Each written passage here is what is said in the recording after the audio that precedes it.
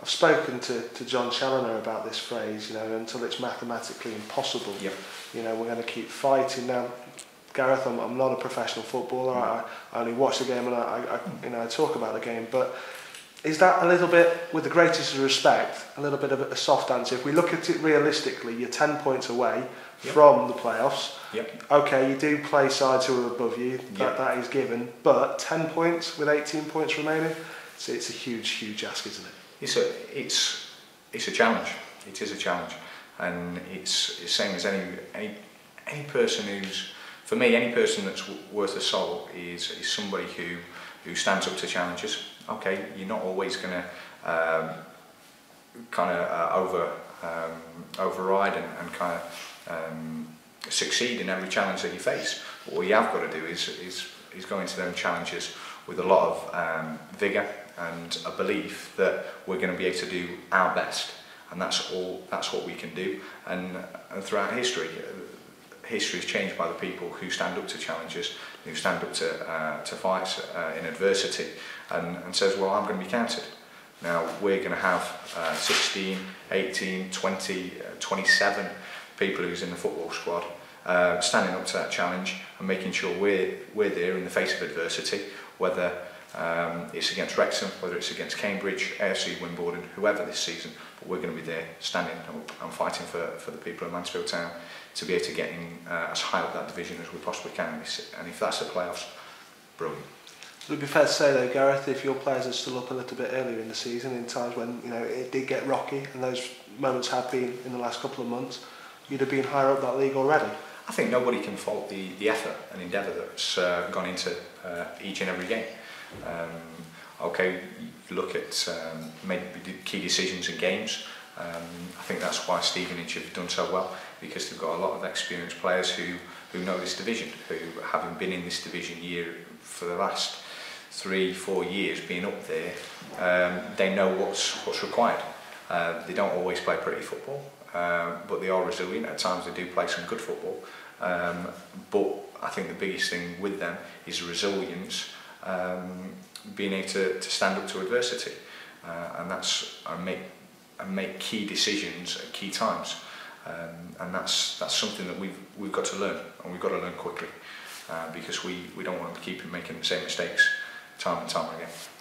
What about you personally, Gareth, at this time of the year? Because I don't know if you read, football columns and fan websites, but in recent months, when results haven't gone your way and the Ian Greaves stand has shown its displeasure in the way that Mansfield Town have played at home, you came in for quite a bit of hefty criticism from what I saw and what I read. Yeah. How does that personally make you feel? And second of all, I imagine you'll want to tell me that it wasn't warranted at all. Well, the fact is that people have their opinions. Now, the strong people and the strong-minded people accept the criticism that's warranted and disregard the criticism that isn't. Now, for the people who they make the judgment on the pitch, I know I'm an honest person, and I know that every day that we go into training, that I put a session on and we put practices on that is going to help the football club and the football team to improve players. Now, I've got kind of one of the youngest in the country to get my A licence, and for people who turn around and say, "Oh, you might not have had a glittering career in the Premiership," well, that's fine. You look at John Rand Steve Rand up at Everton. I came through the ranks at Derby with Steve, and Steve had a few games in the first team, but yet he's coached at England, he's coached at Newcastle, he's coached at Everton, he's coached at all these football clubs, and he's done what I would say is a very good job. So I haven't got to justify myself to anybody. All I've got to do is justify myself to me and to the gaffer and to the chairman. And as long as they're the people who are making the decisions, well, I'm happy with that, and I'm more than happy with sort of what I've done. Although you're always learning. You're always learning, because if you don't do that, you're going to fail.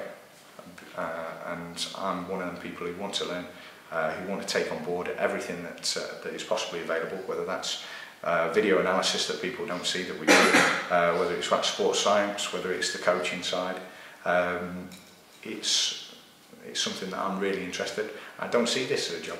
I see it's something that I go home and I love doing. It's a passion.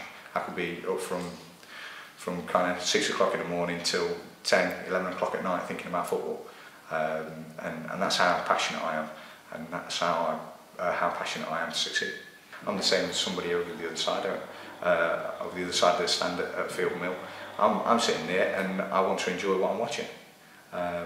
Although I'm kind of trying to implement that, I want to enjoy that because that's why we do it. That's why we put in the hours that we do. That's why we're so passionate about the game as we do. You look at the Arsenal-Barcelona game last night and I'm sat watching the TV and I'm clapping because I thought Barcelona outstanding. And if one day as a coach you can have a team play a similar sort of style to that, well, that's what it's all for.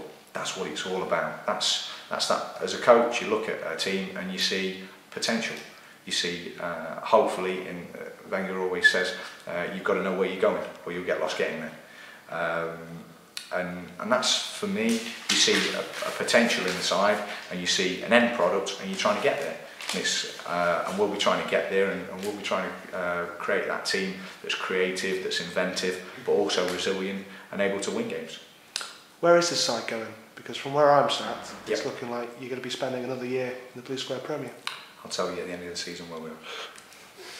Good answer. In terms of this weekend's game against Wrexham, okay, they're a difficult side to play against for Mansfield. They're being deemed a bogey side. I believe David Holmes has used that phrase to describe them. Your thoughts on Wrexham as they arrive at Field Mill this weekend? Wrexham are a good batting side. They look to get the ball down and play a form of football that have seen had mixed success this season. Without question, on the day they can be a threat, and we'll be evaluating that threat and seeing the different ways that we can go and combat that. And when they come to us, like I've already mentioned, I think we were unlucky to get beat up at their place, and we'll be looking to rectify that situation. Our boys are professional, and they proved the position that we have been in all season, and we've been higher than Wrexham all season, and that's what we're going to be aiming to maintain and assure for the forthcoming games. The lads will be pulling together to maintain and make sure that we're victorious on Saturday. Wrexham 1 defeat in 9, Mansfield 1 defeat in 10. 1 defeat in 10. I was getting confused myself there. Thank you, Gareth. No problem. But in terms of that, two differing sides. Yep. But at this time of the year, where you are in the league, the shackles are off, aren't they? You can go out and enjoy Saturday afternoon, maybe. I think whatever game you're playing, we can go out to enjoy it. And definitely on Saturday we'll be looking to go and encourage the lads to go out and enjoy it and to carry on the vein of football that they've been playing. And we'll be looking forward to that. I'm sure it'll be a great game.